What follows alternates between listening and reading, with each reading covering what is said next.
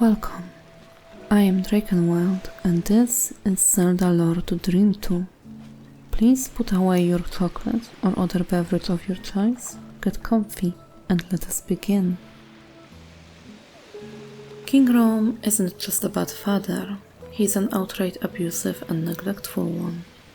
This piece of Hylian filth hides behind his kingly responsibilities to dodge any and all blame for his actions towards Zelda, but the truth is, a lot of suffering he caused her was completely unjustified and unnecessary, only serving to make him feel better. This is not a theory, this is an exposé. First thing that comes to mind when hearing the word abuse is the one of physical kind. However, that is not what is happening here. What we are dealing with is emotional abuse and childhood emotional neglect, forms of mistreatment with impact just as serious as that of their physical counterparts. We can define emotional abuse as a pattern of cruel behavior that creates fear and control, while childhood emotional neglect is a consistent pattern of failing to meet emotional needs of a child.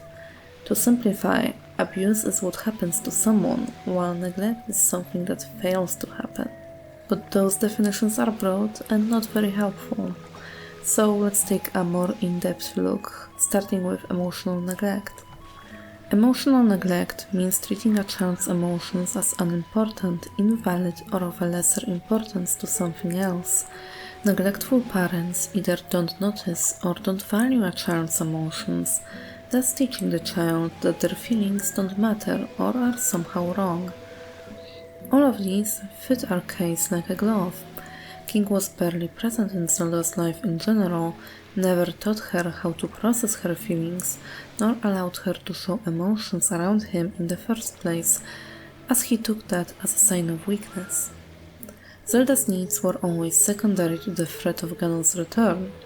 King also didn't know or try to learn anything about her feelings and struggles.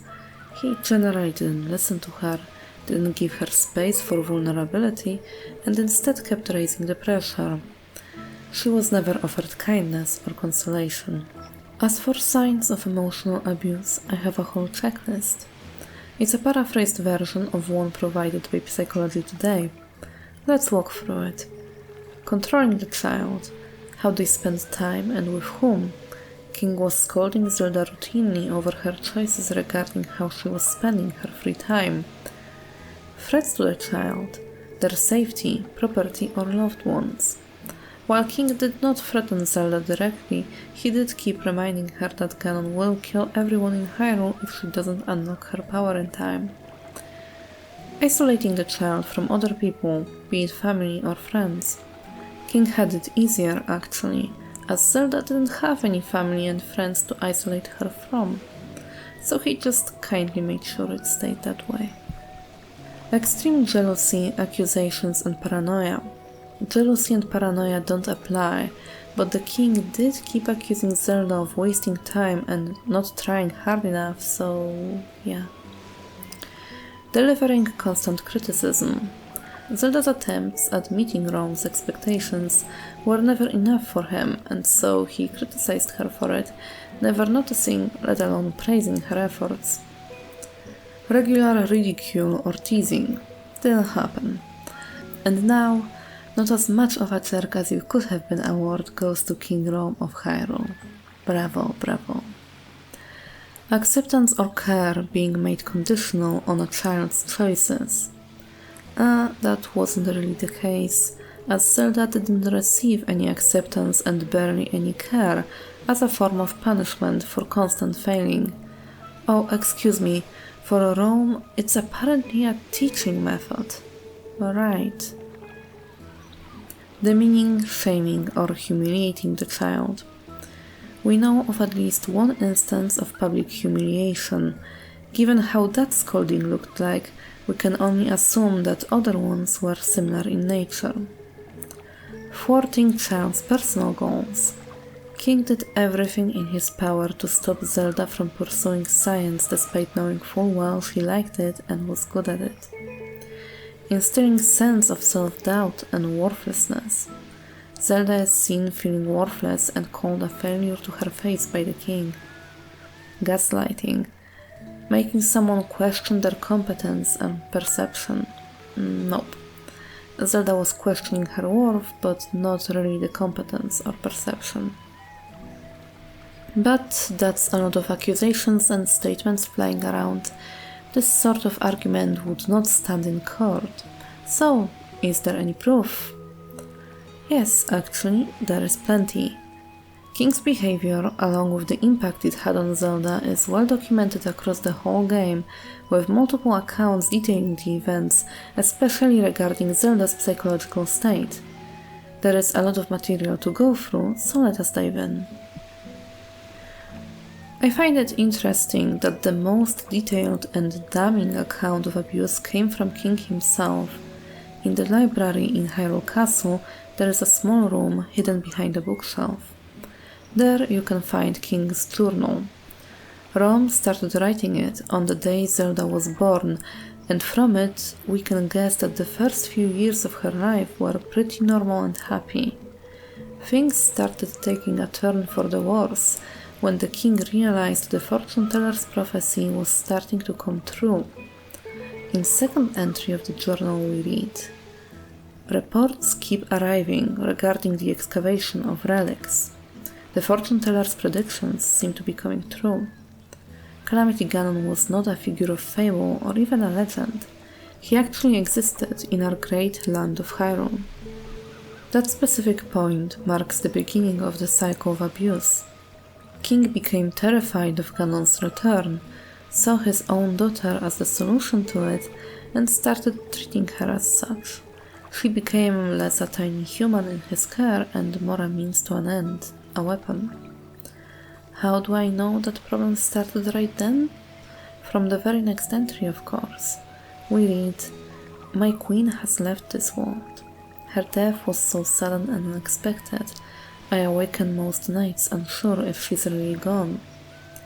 Zelda never cried, never faltered, not even during the royal funeral or later when she and I were alone with our grief. I must assume her strength is a result of us repeatedly informing her of her duty to be a valiant and steady princess. For a child of merely 6 years of age, her conduct was truly that of a born leader. Her strength gives me hope. Let me reiterate this for you. A 6-year-old child, a 6-year-old, did not cry after losing her mother, not during the funeral, not even when left alone with her only remaining family member. That is not normal. That is horrifying. That means at this point in time, again at 6 years of age, Zelda already isn't feeling comfortable expressing her grief around her own father. I can't imagine how repeatedly informing her of her duty to be a valiant and steady princess must have looked like to produce these kinds of results. And what is King's reaction to that reality? He's happy. He doesn't worry about her. He doesn't encourage her to grieve in privacy or with him. He doesn't help her process a loss of a mother in any way.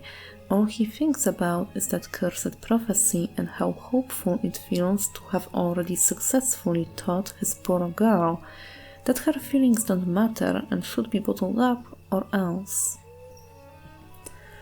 Urbosa, being a good friend of the late queen, was also present at the funeral. She didn't see the later interaction, or lack thereof, between Zelda and Rhoam, but Zelda's behavior at the ceremony was enough for her to begin to worry. She carried herself as a true princess, but I can sense the deep grief she's hiding within. I worry for her. She's a foreign chief, and yet she shows more care and attention for Zelda by whole magnitudes than Zelda's own father.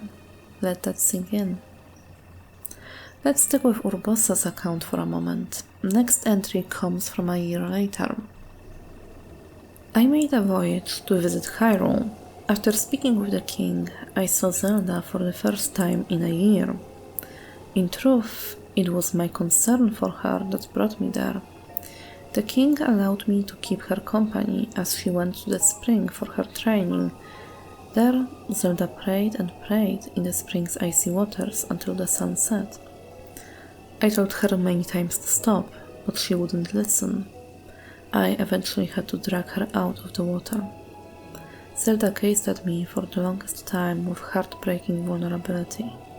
Eventually, in a tiny voice, she told me of the pressure and panic she feels at not being able to fulfill her sacred duty.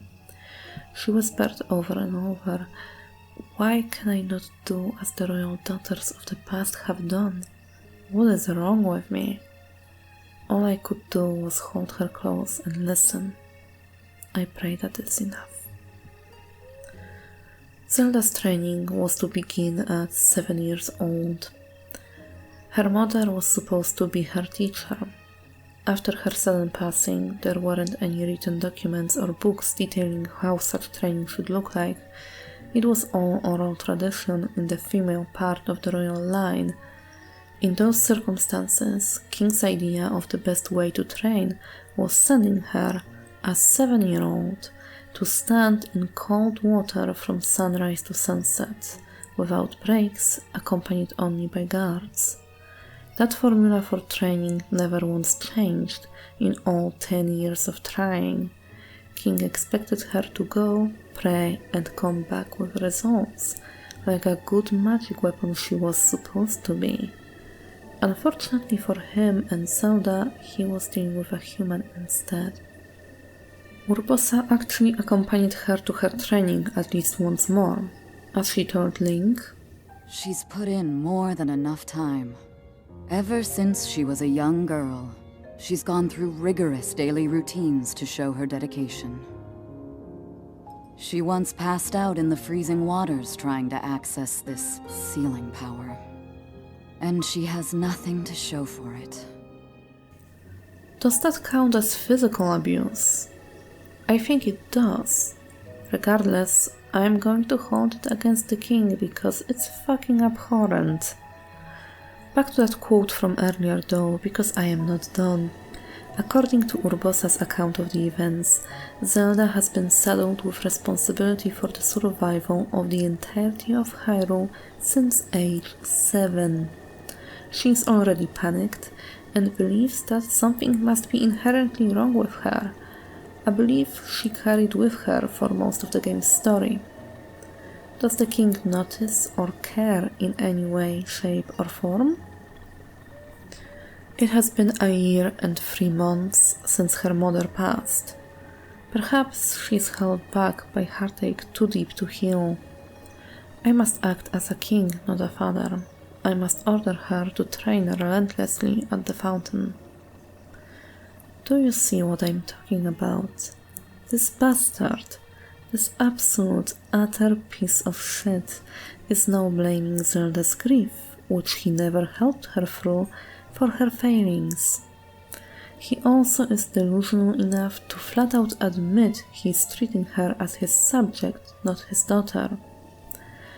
Let's stop for a second here. King is the only living family Zelda has left. If he doesn't extend any warmth or care to her, then who is? From what we know, Urbosa, during her once-in-a-blue-moon visits, that's it. Frankly, from a diary entry written by Zelda herself, we can infer that she never really had a chance to share her troubles with anyone.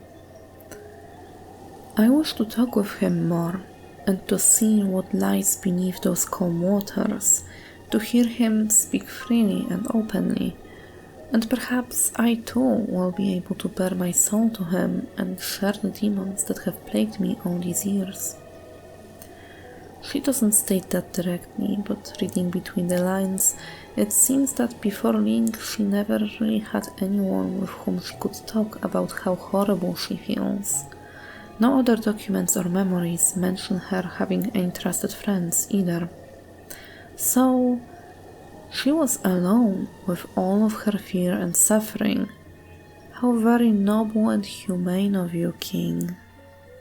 Speaking of Link, King chose him as Zelda's appointed knight despite her strong dislike of him. Thankfully, it did work out well for her.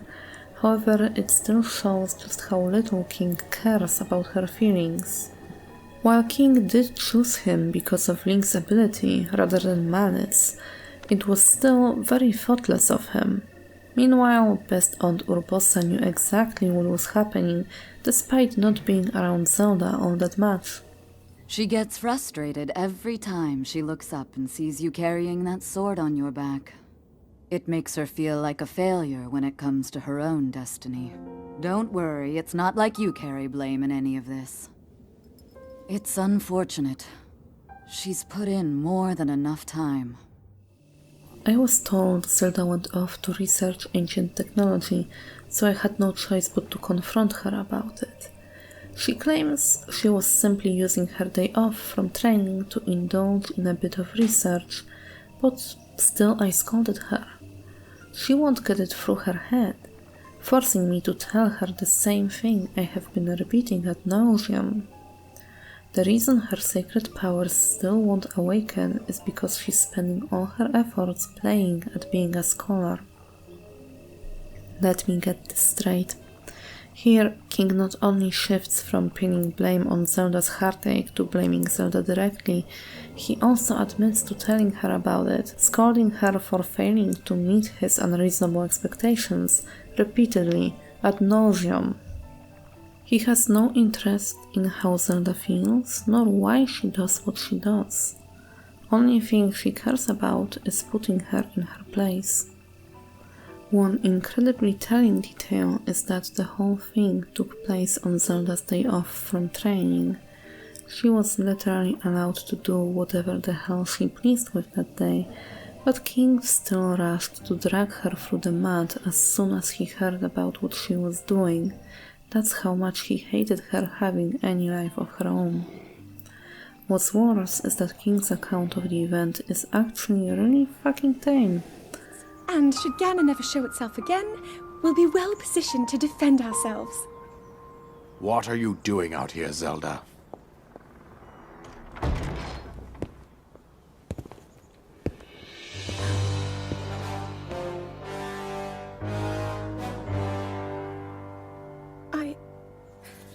I was assessing the results of the experiment with the Guardians. These pieces of ancient technology could be quite useful against I know that. They are essential to Hyrule's future, and our research demands that we keep a close eye on them. However, as the princess, you currently have a crucial unfulfilled responsibility to your kingdom. Let me ask you once more, when will you stop treating this as some sort of childish game? I'm doing everything I can. I'll have you know that I just recently returned from the Spring of Courage, where I offered every ounce of my prayers to the goddess. And now you are here wasting your time. You need to be dedicating every moment you have to your training. You must be single-minded in unlocking the power that will seal Calamity Ganon away. I already am. Don't you see? There's nothing more I can do. My hope is that you'll allow me to contribute here in whatever way I can. No more excuses, Zelda. Stop running away from your duty. As the king, I forbid you to have anything to do with these machines from this moment on, and command you to focus on your training. Do you know how the gossip mongers refer to you? They are out there at this moment, whispering amongst themselves that you are the heir to a throne of nothing but failure.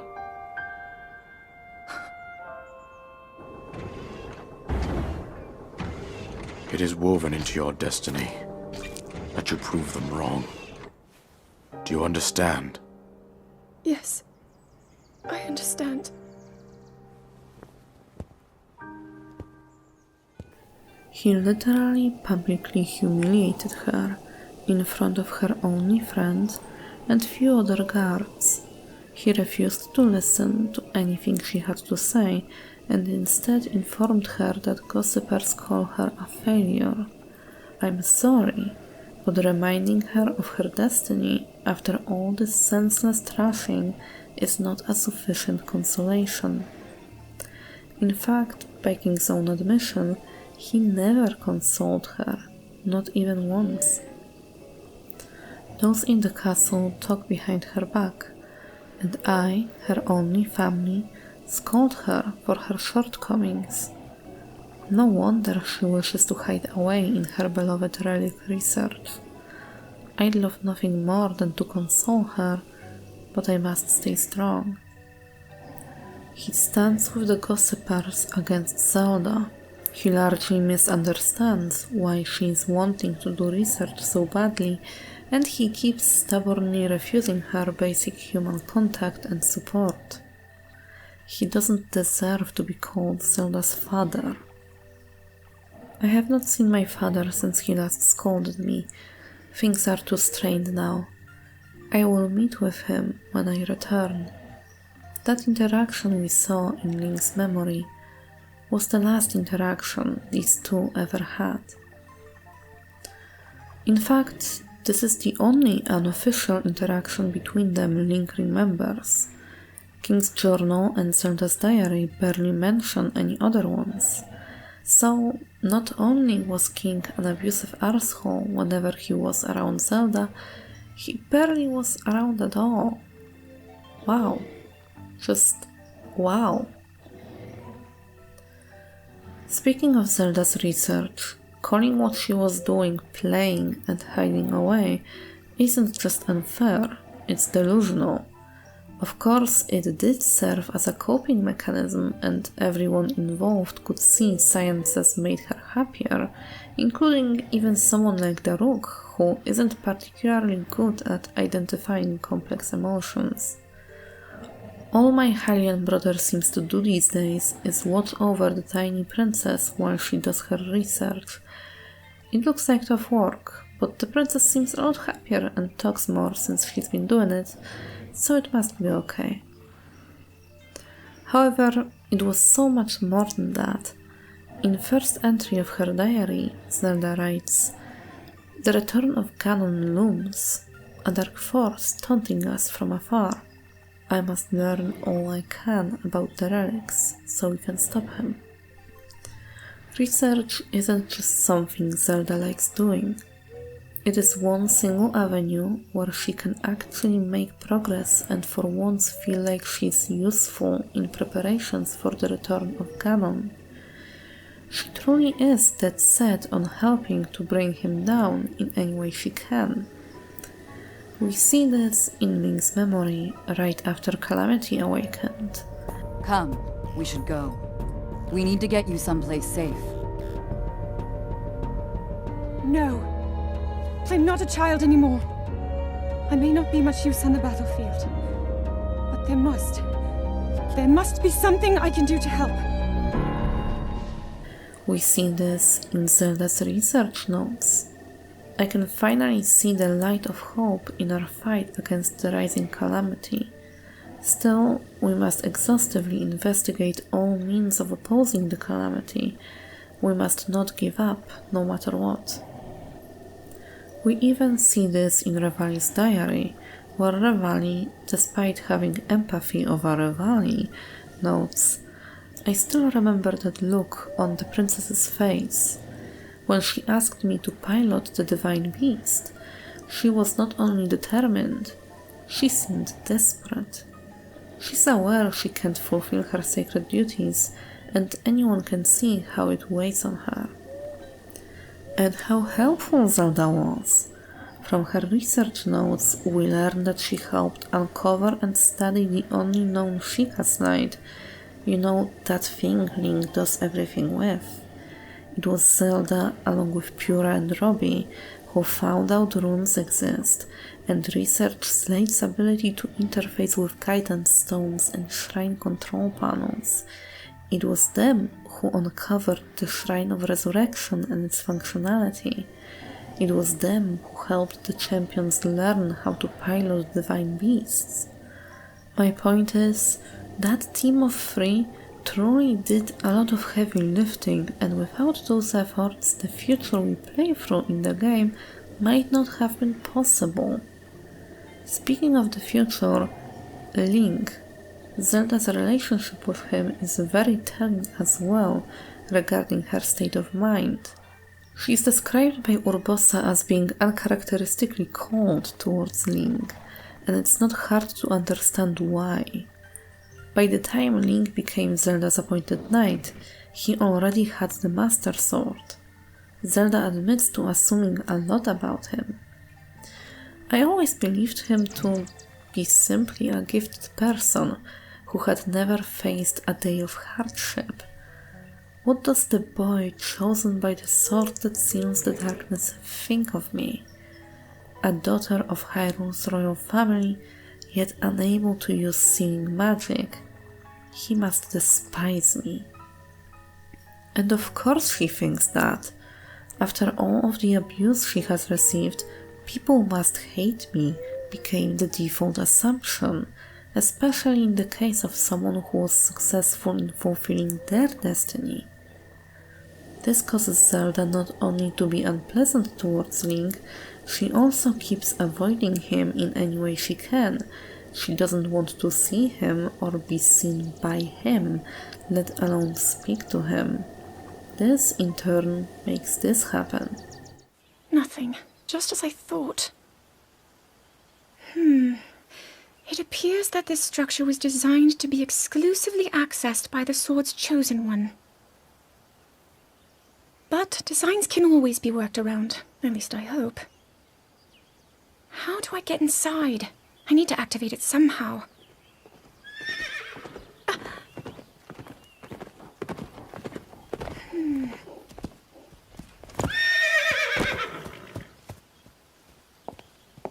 I thought I made it clear that I'm not in need of an escort. It seems I'm the only one with a mind of my own. I, the person in question, am fine, regardless of the king's orders. Return to the castle and tell that to my father, please.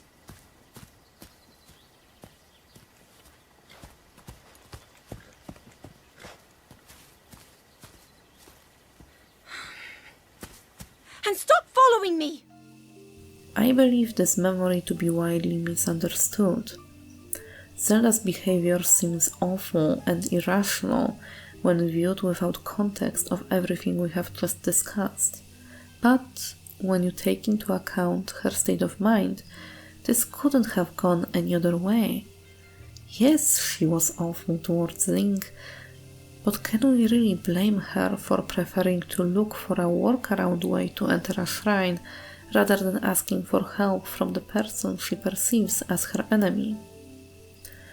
Zelda needed a strong reality check to overcome her prejudice, and she got that when she escaped from Link's care again. But we all know that part of the story. As we have discussed already in the previous section, Zelda also didn't really believe in her ability ever since she was 7 years old. She admitted it to Urbosa and later in life was even asking gods about it in a heartbreaking memory. I come seeking help regarding this power that has been handed down over time. Prayer will awaken my power to seal Ganon away. Or so I've been told all my life. And yet, Grandmother heard them. The voices from the spirit realm. And Mother said her own power would develop within me. But I don't hear or feel anything. Father has told me time and time again. He always says, quit wasting your time playing at being a scholar. Curse you. I've spent every day of my life dedicated to praying. I've pleaded to the spirits tied to the ancient gods. And still the holy powers have proven deaf to my devotion. Please, just tell me. What is it? What's wrong with me? She writes about her lack of confidence in herself in her diary as well. She even goes as far as calling herself cursed. Mother used to smile and tell me, Zelda, my love, all will be well in the end. You can do anything. But she was wrong. No matter how I try or how much time passes, the sealing power that is my birthright evades me. Tomorrow I journey with Link to the Spring of Power to train, but this too will end in failure. Such is my curse. She admits the same to Link in another memory, day before setting out for Lanayru Mountain. I've prayed at the Spring of Courage and at the Spring of Power, yet neither awoke anything inside me. But maybe up there. Perhaps the Spring of Wisdom, the final of the three, will be the one. To be honest, I have no real reason to think that will be the case. But there's always the chance that the next moment will change everything. Tomorrow is my 17th birthday. So then I shall go and make my way up the mountain. While she does hold desperate hope that something will finally happen after all these years, the rational side of her does not believe it will. On the other hand, what Zelda does believe is that no one would listen to her if she gave a warning. Actually, I've had a horrible feeling ever since that weird dream. No one would believe a failure of a princess, but right now, for no particular reason, I am filled with a strange and terrible certainty that something awful is about to happen. Which one has to wonder how many lives could have been saved if she wasn't mistreated so hard that she is now afraid of speaking openly about her feelings and powers. All this lack of self-confidence is a direct result of the king senselessly putting Zelda down and pressuring her to succeed all these years, which is why seeing her take all the blame for the events of Calamity off of the bastard and shouldering it herself just breaks my heart. It's all my fault! Our only hope for defeating Ganon is lost, all because I couldn't harness this cursed power. Everything I've done up until now, it was all for nothing. So I really am just a failure. All my friends, the entire kingdom, my father most of all. I tried and I failed them all. I left them all to die.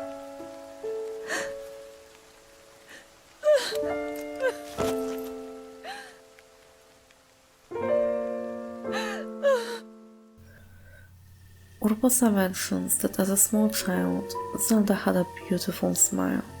For all these 10 long years, it disappeared. Then Zelda started talking with Link. Finally, having a kind friend to share her burdens with, she was feeling better.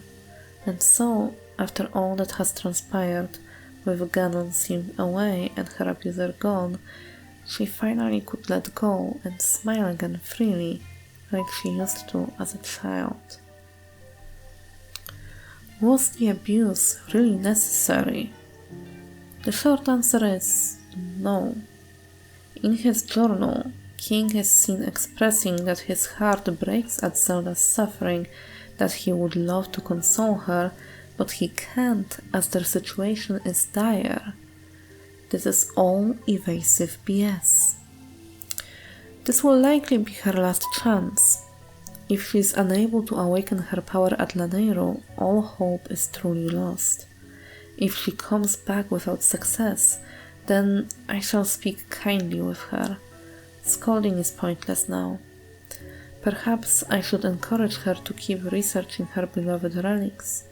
They may just lead her to answers I can't provide. His resolution to be kind for once after giving up is too little too late. So is his sudden considering that maybe his preferred methods of training might have been wrong to begin with. King said Zelda should be single-minded in unlocking her powers. Problem is that it's literally impossible. She's a human, not a robot. Her having emotions and interests isn't wrong, it's natural and should be treated as such. If King truly believed Zelda's emotions would get in the way of unlocking the power, then his actions are completely counterproductive. In his lack of care and interest, he didn't even notice that he was the root cause of the problem to begin with. He never understood that Zelda wouldn't have trouble with her emotions if he just allowed her to express them and process them in safe environments. But if she did that, he wouldn't be seeing the strength that was making him feel hopeful. If King truly wanted to help guide and support Zelda through her training, despite him completely not knowing what the hell they are doing, he would, for one, adjust difficulty level according to her age and actually be interested in more than just results. He would try looking for new, maybe more effective methods instead of ordering her to do the same thing over and over until it works. He would wonder if maybe other magic users in Hyrule, like Mipha and Urbosa, don't know something that would help. But he didn't do any of that, instead leaving Zelda alone with the problem. He only started considering other options when it was already way too late. To me, it displays his escaping of his own responsibility and complete denial over issues of his own daughter. This idea of him evading responsibility is further reinforced by the fact that he started pushing it away and onto Zelda ever since he realized Calamity was coming.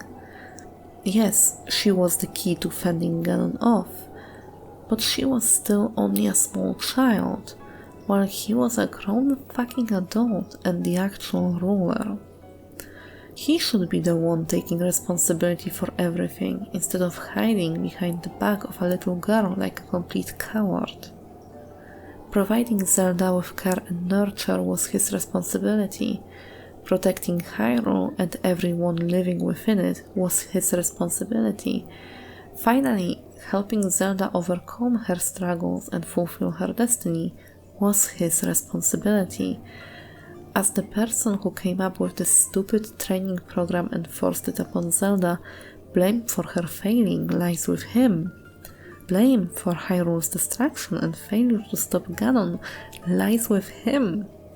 Blame for Zelda's mental condition and suffering is his. I can't deny that Rhoam is a tragic character. However, he also is unredeemable. Where did Blights and Calamity get their unique ancient weaponry from?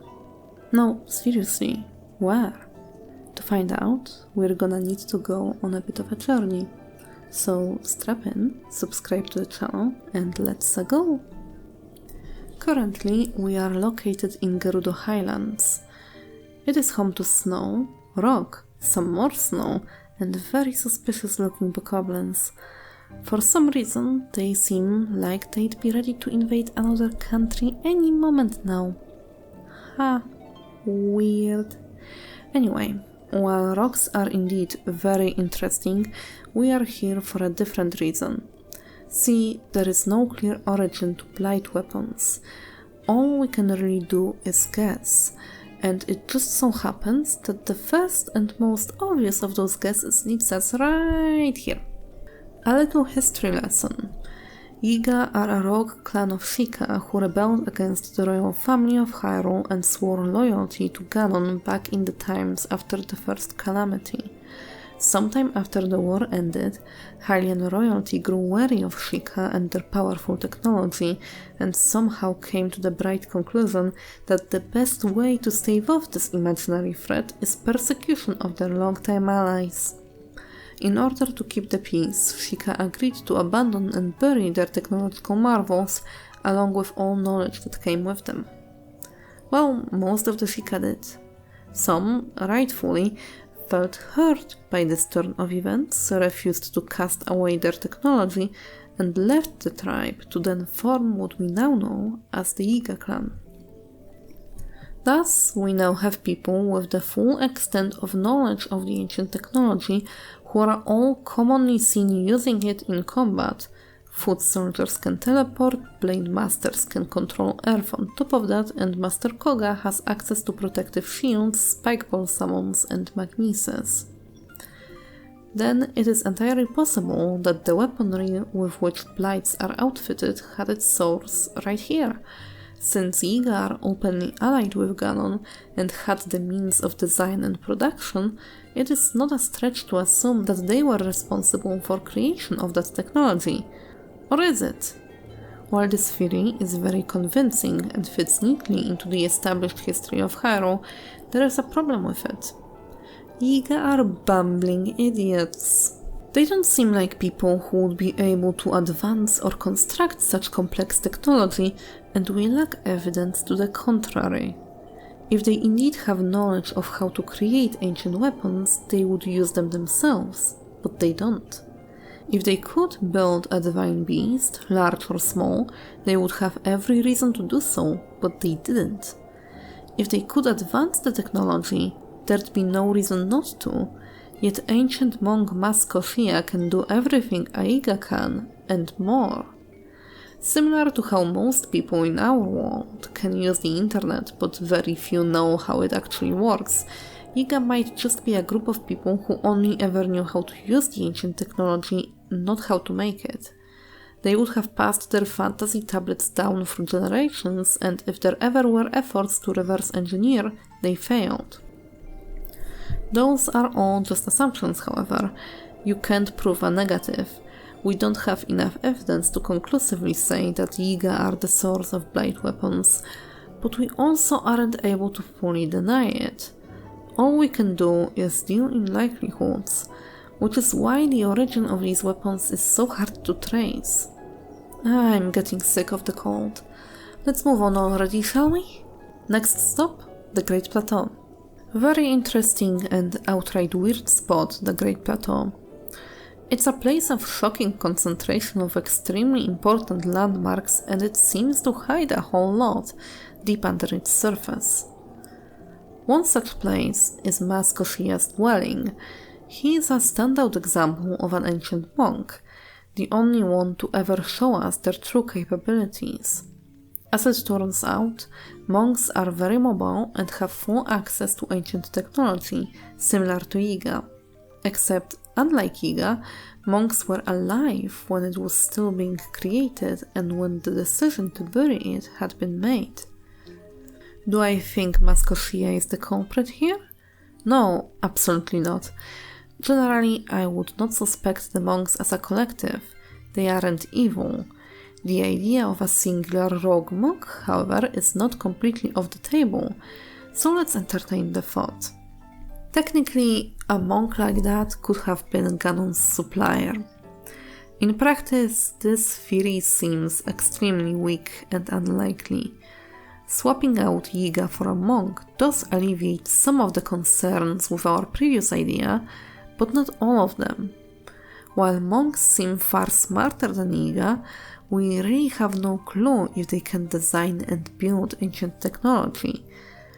It might very well be way outside their skill set. We could try to speculate that maybe this monk didn't invent or make those weapons, but instead knew where they were hidden and passed that knowledge on to Ganon, but there really isn't any reason to believe they would have this kind of information. They're monks, not military personnel. And all this might not even matter, because this idea hinges on rogue monks being a thing, and there is exactly zero evidence in support of them ever existing. It doesn't even feel probable. While not much is known about the origin of the monks, it is pretty safe to assume they wouldn't be any random Sheikah. These people were, in all likelihood, highly respected and extremely devoted to Hylia. The probability of one of them turning into a rogue agent and supplying Calamity with murder weapons is astronomically small. Thus, it is best to assume that rogue monks don't exist, even though we cannot prove it. Consequently, the idea of monks being the source of Blight weapons is a bust. That be it then, right? Despite the previous doubts, Yiga remained the only option. It must have been them who did it, because if not, then who else? Why is there so much runtime left? Oh, right. Weapons used by Blights might not be new inventions. They don't need to be. Sheikah discarded and buried a wealth of different items, swords, shields and such among them. When modern Hyrule was excavating divine beasts, many people were present on site. Majority of them were random workers needed to unearth the machines. All it would take was one Hylian willing to steal some items in exchange for rupees. It probably wouldn't even be that hard. Ancient weapons are rather compact and don't even look like weapons to an untrained eye, which, in this scenario, was all of them. All of the eyes were untrained. Frankly, it wouldn't even need to be a bribed Hylian. Yiga, while they are certified doofuses, are veritable masters of disguise and have been actively engaging in acts of sabotage during that period. They could have easily snuck into the excavation site, impersonating workers. Because they never rejected Sheikah technology, they'd have a clear advantage over everyone else present. They would know exactly what they were looking for. And after they found it, it would be equally as easy to either walk or teleport out, away from the scene. What I love about this idea is that it further plays into the Oedipian tragedy that is the Great Calamity. If this theory were true, it would mean that King Rhoam, by trying to avert the impending doom, supplied Ganon not only with the death machines that razed Hyrule to the ground, but also with weaponry that killed the champions defending their beasts. This idea has only one problem. Why would such unique weapons be just lying around divine beasts and guardians? Why wouldn't there be more of them? And if they weren't unique and there was more present, how come Hylians didn't try to use them? Well, there are a few possible answers. There could have been a few more, but they were broken, or maybe Sheikah did attempt to study them, but ran out of time. Robbie's ancient weapons were only invented decades after the Calamity struck, after all. This is all weak and extremely speculatory, however, and thus unreliable.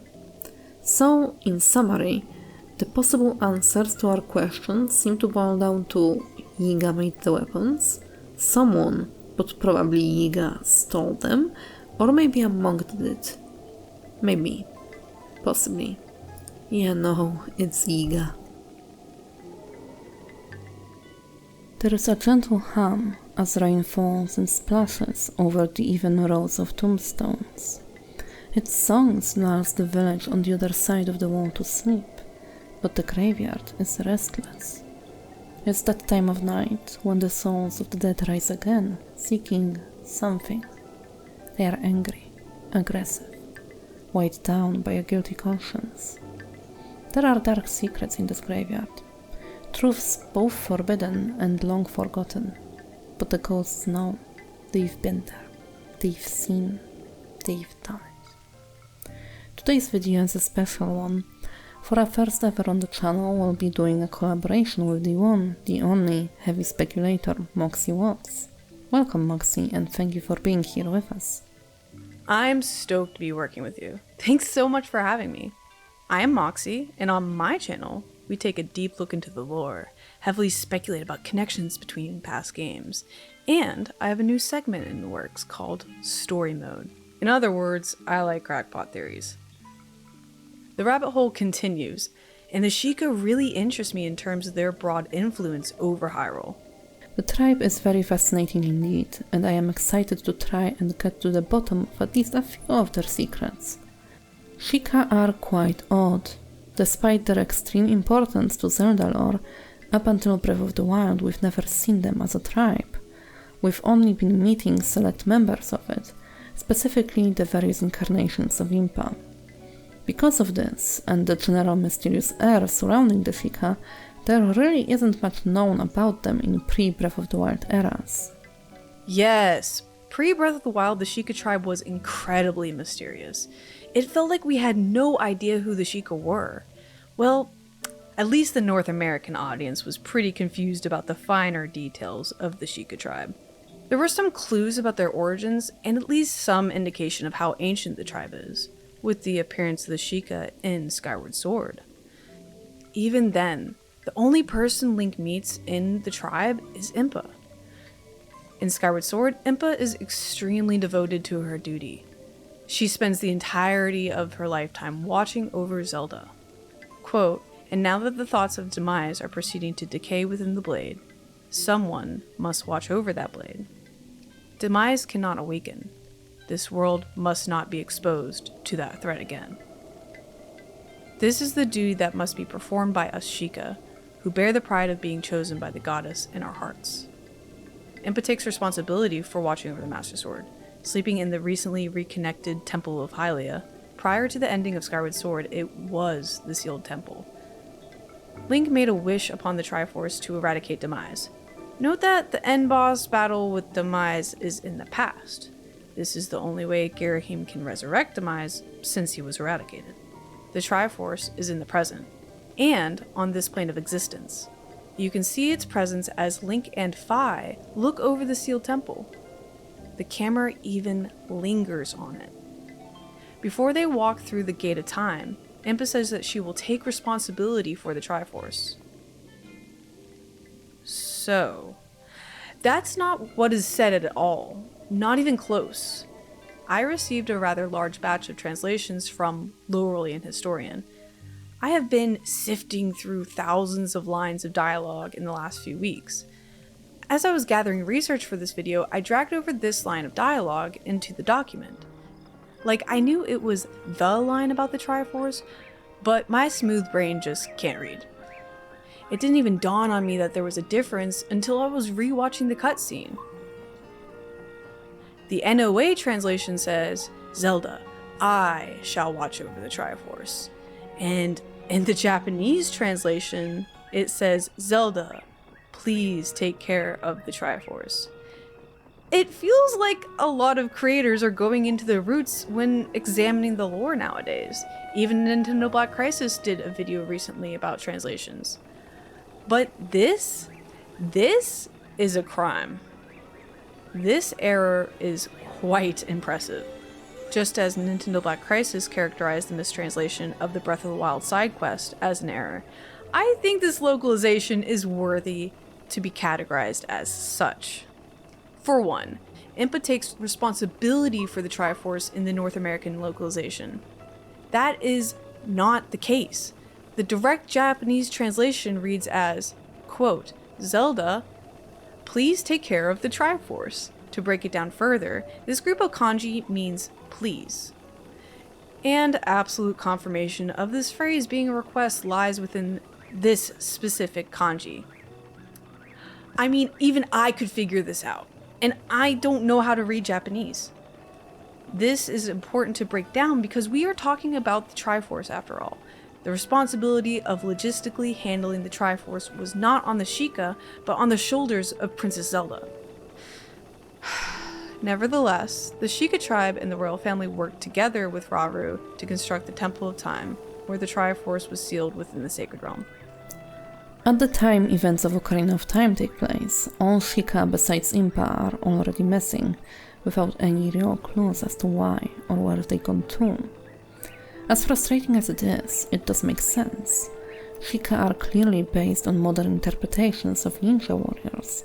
They are those who walk in the shadows, keepers of secrets. People outside of their community, even if they are the hero of time, aren't privy to those secrets. Sheikah can and do bestow knowledge, but they only do so on their own terms. As such, Sheikah have an innate connection with the force of wisdom.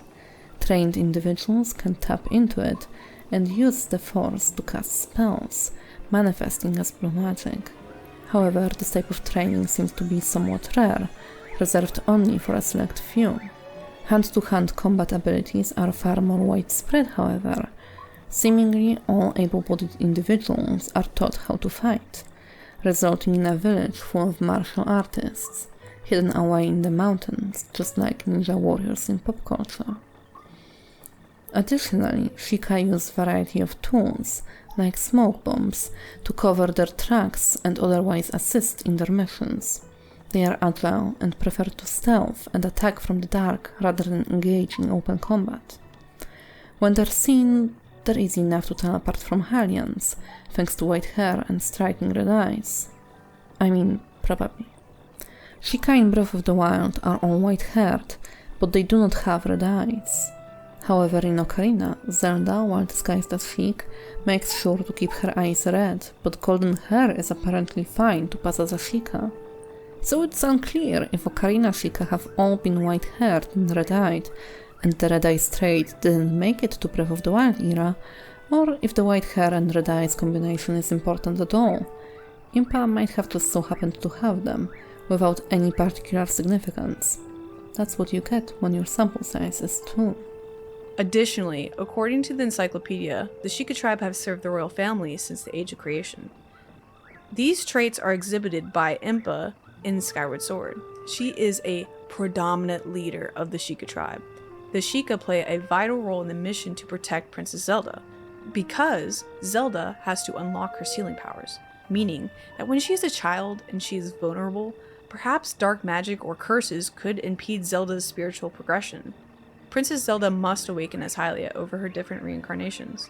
It is the Sheikah tribe's mission to ensure that Zelda can reach these spiritual checkpoints, as she did in Skyward Sword, by traversing to the springs to unlock Hylia's memories. In a video over on my channel, we go over the translations that led to the discovery that Zelda is imparted the memories from the statues themselves. Returning back to the same page of the encyclopedia, quote, "The existence of the Sheikah is typically a secret to all but members of the royal family, and those close to them. The tribe best fulfills its duty when acting in secret, as the shadows of Hyrule. This tribe is not at all what it seems. The Sheikah also seem to be bound by lineage, though they are absent all throughout history. This bloodline is bound to her grace, Hylia." Quote, "And now the thoughts of demise are proceeding to decay within the blade. Someone must watch over that blade. Demise cannot awaken. This world must not be exposed to that threat again. This is the duty that must be performed by the Sheikah, who bear the pride of being chosen by the goddess in our hearts." In a video over on my channel about Ganondorf, link will be in the description, I discuss who established control of the Gate of Time.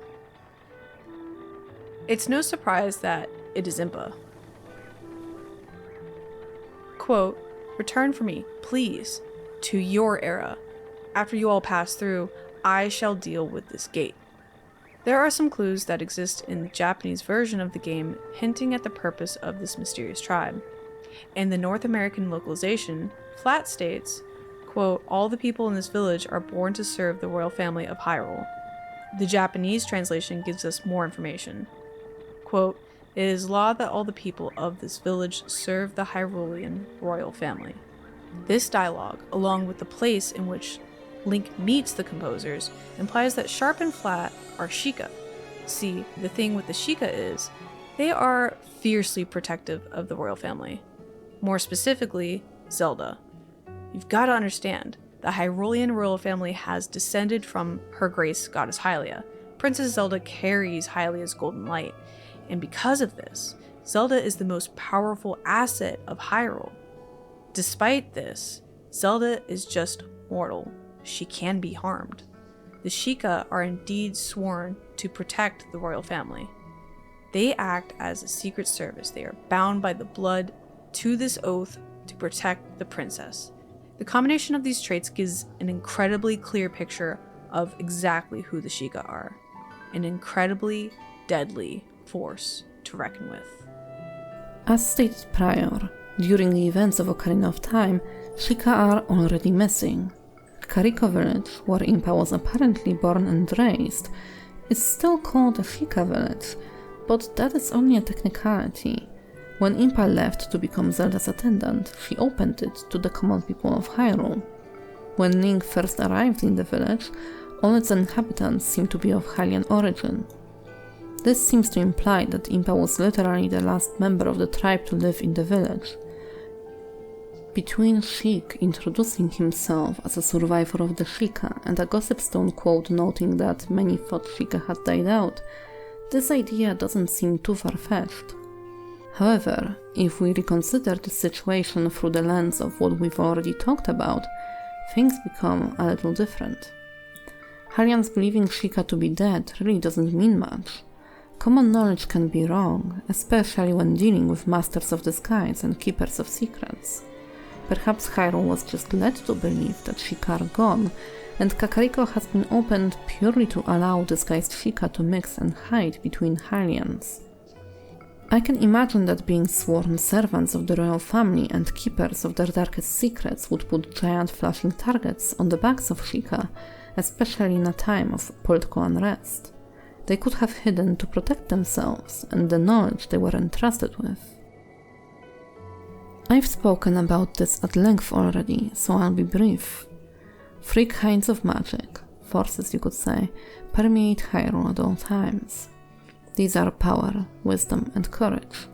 Each is very different from the others, they are responsible for different things, and each grants the similar abilities to any people able to harness their might.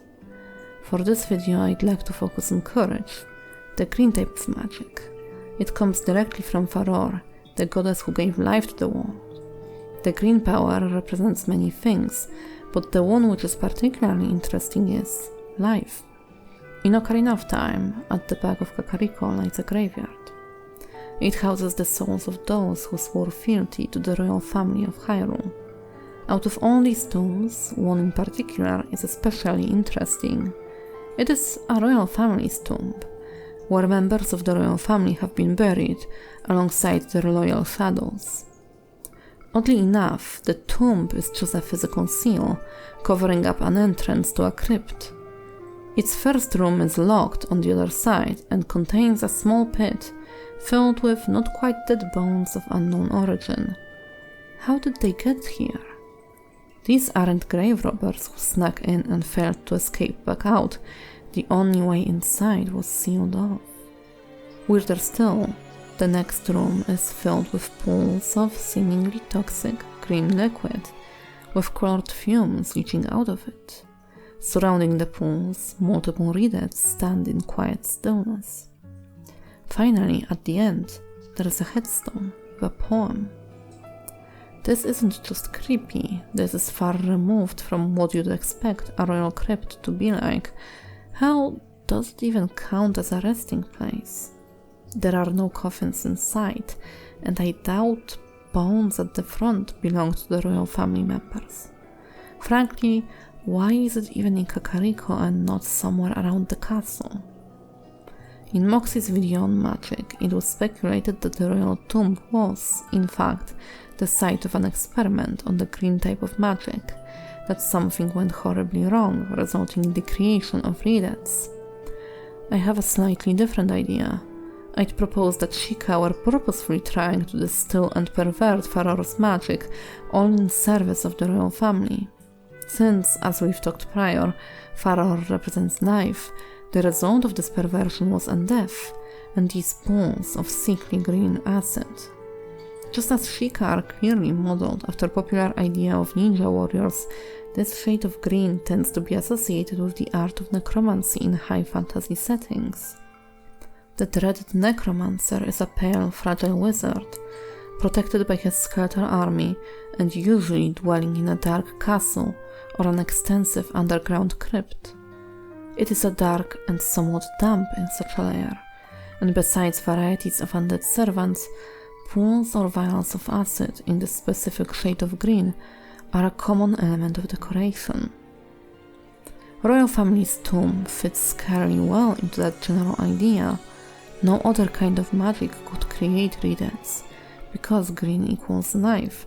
Using the green power to raise dead is scary, but logical. This is also why we are dealing with a perverted version of green magic, as undeath is a parody, a man-made proxy of actual life. I agree that the Sheikah must have had an obsession with the undead, and extending their life. This is apparent when the old monks within the shrines dissipate into green energy. Their use of soul energy isn't new to the series either. I have spoken about this many times on my channel.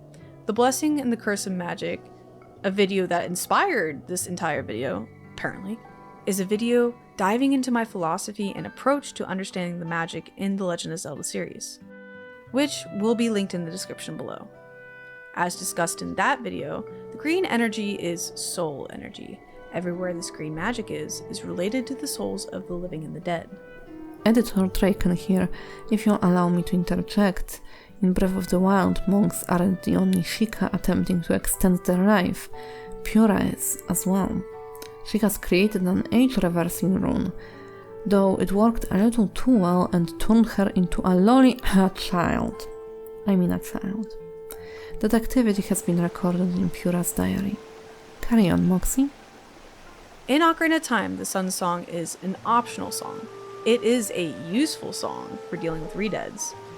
It allows Link to turn an area from day to night or from night to day, which, while completing quests, is pretty useful. To obtain said Sun Song, Link must venture into Kakariko Graveyard. All the way in the back are 3 headstones. The ones on the left and the right belong to the 2 brothers who used to be composers, Sharp and Flat. When Link observes Flat's grave, Flat shows his true form as a Poe. Poes are restless souls of the dead and cannot be at peace. In Quest with Aaron's video, he breaks this down a bit further. Kokoro. He explains that the Kokoro is an all-encompassing phrase meaning mind, heart, spirit, emotions, thoughts, and or intentions. Basically, the vital core of a person's essence.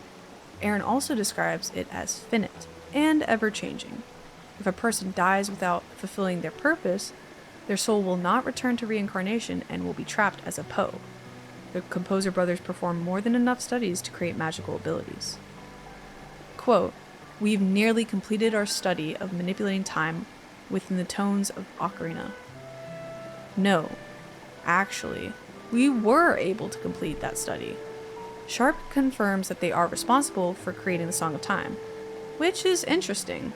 The Temple of Time was constructed over the Sealed Temple as an entrance to the Sacred Realm. This temple was a stronghold to protect the Holy Land. If Sharp and Flat were a part of the construction of the Temple of Time, that would mean that they were alive sometime after the events of the Interloper War. The younger brother continues on with explaining their studies. Quote, "To tell you the truth, each of us was studying a different song, one to summon the sun and another to summon the moon." Both composer brothers were tasked with clarifying what Zelda's sealing powers are and uncovering how they work.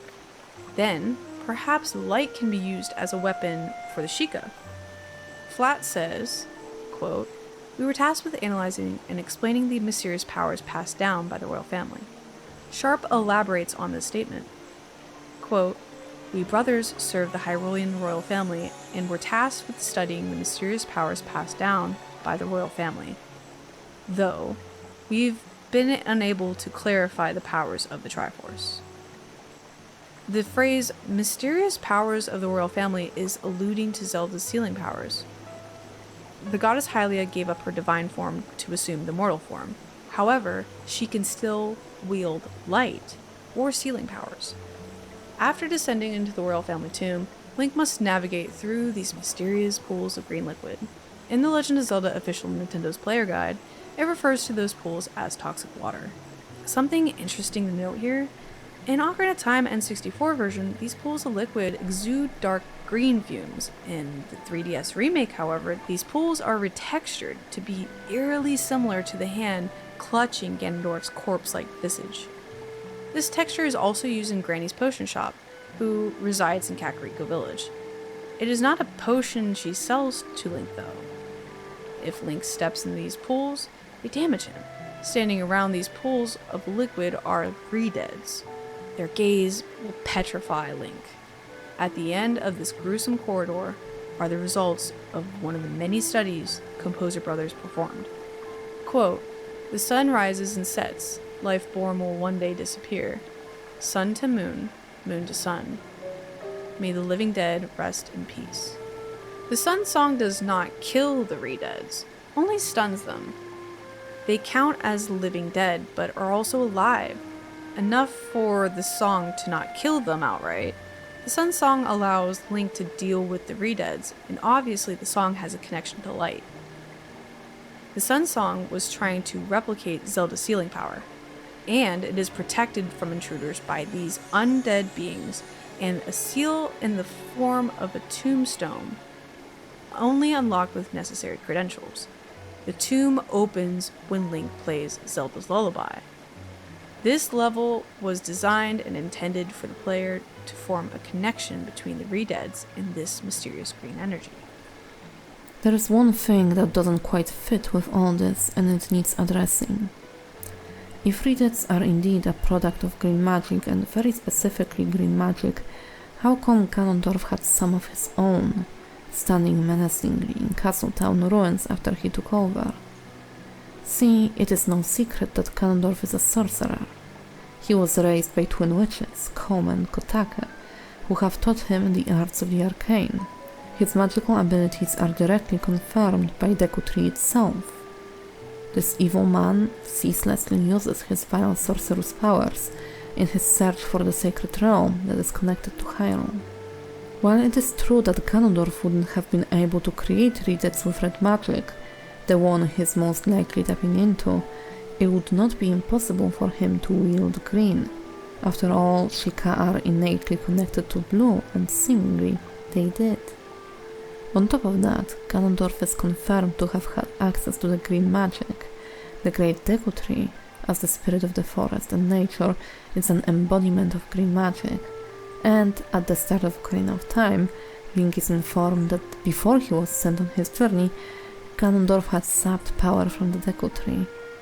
It is not a stretch to imagine that, through this act, Ganondorf didn't just kill Forest's guardian, he also gained access to the green kind of magic, the one he'd need to raise dead.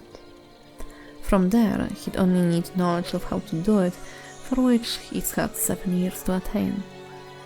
This is a heavy speculation on my part, but perhaps getting his hands on the green magic was a second reason for his visit in the forest. While he obviously did try to obtain Kokiri's emerald, in order to access Sacred Realm and the Triforce, perhaps he's come to similar conclusions as the Sheikah did, and wanted to create an undead army, using Deku Tree's life energy to fuel this endeavor. Perhaps this was a backup plan of sorts. If he didn't manage to get a wish, he'd at least create a hardy and obedient support for his Gerudo forces to aid in the conquest. The idea that the Sheikah had been messing around with necromantic magic is almost confirmed by the existence of the Shrine of Resurrection. Link was nearly dead, or perhaps he actually was dead. It is referred to as the Resurrection Chamber, not the Rejuvenation Chamber, after all. Wait a second. Let's just check and see if the translation is accurate. Are you kidding me? Not even close. Missed it by that much. According to the Encyclopedia Britannica, regeneration in biology is the process by which some organisms replace or restore lost or amputated body parts. The shrine is restoring parts of Link that are missing or dead, which still lends some credence to the idea. Twisted life, soul energy, magic stuff is not off the table here, boys. Alternatively, many people have speculated that Ganondorf's malice was being siphoned into energy, converted, and used by the Sheikah technology. I've always considered this idea interesting, but it didn't always make sense. In the early trailers of Tears of the Kingdom, the malice does seem to be leaving this cave somehow, almost like it's being siphoned away from the body. Notice that the ancient Sheikah furnaces, while they burn bright blue, have these weird cables reaching underground, almost like they're sucking something in to keep the flame alive. So perhaps the corpse-like Ganondorf himself fueled Link's regeneration process. Or it's neither of those things. After all, the Shrine of Regeneration is about suspending and reconstructing an organism that is still alive, even if just barely, then raising one from the dead, which would make it be an idea very similar to raising the dead or extending one's own life via necromancy, just far less creepy in execution. Or, another interesting idea, the process could be a combination of malice, soul energy, and Sheikah technology, marrying the three energies to provide rejuvenation to Link. Think about it. It would make Ganondorf be directly responsible for bringing the hero back to life from the brink of death. Talk about irony. On the other hand, the Sheikah may have also been looking for a way to extend their lifetime. It's clear by how long the Sheikah have survived in the shrine and the way their body disappears after completing the shrine, dissipating the green energy. Conflicts over Hyrule's territory date back to way before Ocarina of Time, and then the kingdom had to deal with the many incarnations of Ganondorf throughout the ages. Being able to survive for unnaturally long periods of time would have been very useful to a group that has been directly responsible for aiding the royal family with these kinds of problems. You wouldn't need to look far for proof of this concept. I'd like you to consider the poem. It is dedicated to the dearly departed members of the royal family, positioned in an honorary spot in the crypt, suggesting that it was placed there at the time the crypt was being sealed. But they only scribbled the song on it after being attacked by Ganondorf, just before the events of Ocarina of Time took place. This means they could have used one of two tools of the Sheikah tribe to be able to live this long. Use the necromancy to preserve themselves for ages, and arrived at this point in history naturally, or time travel. Remember, there are other important details to consider about the Sheikah tribe's history. At the end of Skyward Sword, young Impa takes responsibility over the Gate of Time. The gate doesn't explode like what happened at the original Temple of Time. It disappears into a poof of sparkles, suggesting that Impa has control over the gate, and could use it herself or allow others within the tribe to step through. However, they would need to be able to wield light or force, and perhaps this is why the Composer brothers wrote that song, to activate the Gate of Time. These two possibilities are the only option allowing the timeline of events surrounding the Composer brothers to make any sense. Either way, they had to access the crypt to make their musical footnote, because they'd been there at the time the seal was made. Additionally, there are a few ideas that have been floating around through the community. The creator, Zelda Lore, discussed the Sheikah could have 3 different factions. Each faction devotes himself to a specific virtue of the Triforce. A different area of magic, malice, soul energy, and the energy that powers the Sheikah technology. Given how long the tribe has existed, it is entirely possible that their culture splintered as many cultures do. This idea fascinates me, though it doesn't stand as my current headcanon. Make sure to go check out Zelda Lore's channel. They have fascinating content. One thing that strikes me as very odd about this green magic experiment is the spot where it took place.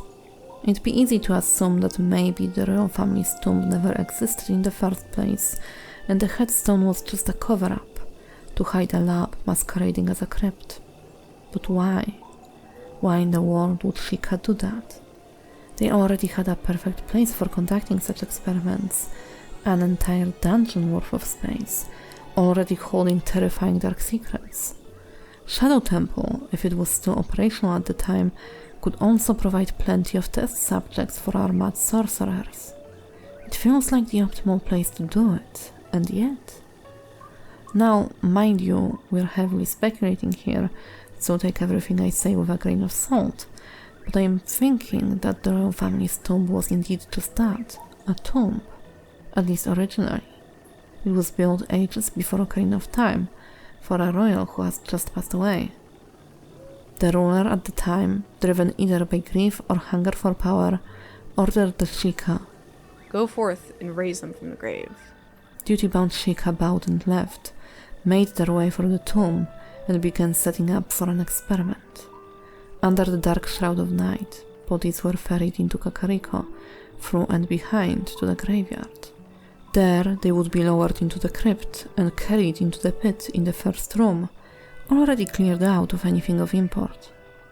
That is where the first phase of the experiment took place. Results were not great. The dead could speak somewhat intelligibly, which was a great success. However, they weren't mobile, and, as Sheikah noticed, quickly started decaying until naught but bones were left. That wasn't a satisfactory result, so they continued, eventually moving into the second chamber. There, a breakthrough. One of the Sheikah sorcerers finally managed to distill liquid courage, the green, toxic fluid seen all over the room. The experiment continued, and Sheikah were getting closer. Their new creations couldn't speak, however they were capable of movement and the rotting had stopped. They were dubbed Ridets. As the time passed, their patron grew impatient. Why is it taking so long? Shouldn't you have the results already? Pick up the pace. Sheikah obeyed.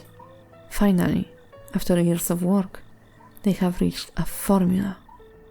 Just do it already. And Sheikah did. They attempted the resurrection spell on the body of a deceased Hylian royal. It failed. Another Ridet. There was a mistake in the formula. Or perhaps such a spell was never possible in the first place. The castle went mad at the news. That's impossible. No. Eventually, a decision had to be made. Seal it so no one ever knows. A giant headstone was placed upon the entrance to the accursed crypt. A spell was cast, preventing entry to anyone without access to a royal song, passed down through generations. In the history which followed, the tomb was only accessed once, by the Hero of Time. It is quite possible that the goal of the attempted resurrection wasn't just a benign longing for a lost loved one. Sheikah, on the orders of the ruler of Hyrule, went quite far. I mean necromancy, dark arts. They were supposed to be Hylia's chosen people, and yet they dabbled in magics borderline demonic. So perhaps it wasn't just love that pushed the monarch to give this order, especially given the dark history of Kakariko and Shadow Temple. I think it was something more than that. A yearning for immortality. An attempt to create an eternal king or queen and thus solidify Hylian supremacy. It was a goal not quite unlike Ganondorf's. It seems especially plausible because apparently, after the resurrection fiasco has already been thoroughly swept under the rug, it'd be really bad PR if it got out, right? Sheikah and the unnamed royal did not stop. Turning remains of the blood of the goddess into undead monstrosity wasn't enough. They carried on, but now in two completely different locations. Beneath the well and in the aptly named Shadow Temple. Ridets are silently standing in their halls to this day, you see. They huddle together in corners, like scared children. Look on at the pools of the same green liquid which raised them. They are likely remains of the victims of the temple. Political enemies, bastard spies, the like. Even if they survived torture, they were not allowed to get out. So why not turn them undead, make them useful, start amassing an army? This never came to completion. The crown has likely changed heads in the following years, and the new ruler put a stop to the proceedings, ordered them sealed away and forgotten about. But Sheikah never forgot. I'd like to close this video with a huge thank you to Moxie for collaborating with me. It was great working together. If you'd like to see the other side of the collaboration, you can follow the link on the screen or in the description. Thanks so much for having me. Banoon is my researcher and copy editor. Thank you so much for your hard work and dedication. I love you. Be on the lookout for a video that Draken and I did over on my channel. Also, a huge thank you is in order for Lorulian Historian for providing their translations and insights throughout this video. It wouldn't be possible without their help. Thank you for watching and see you around.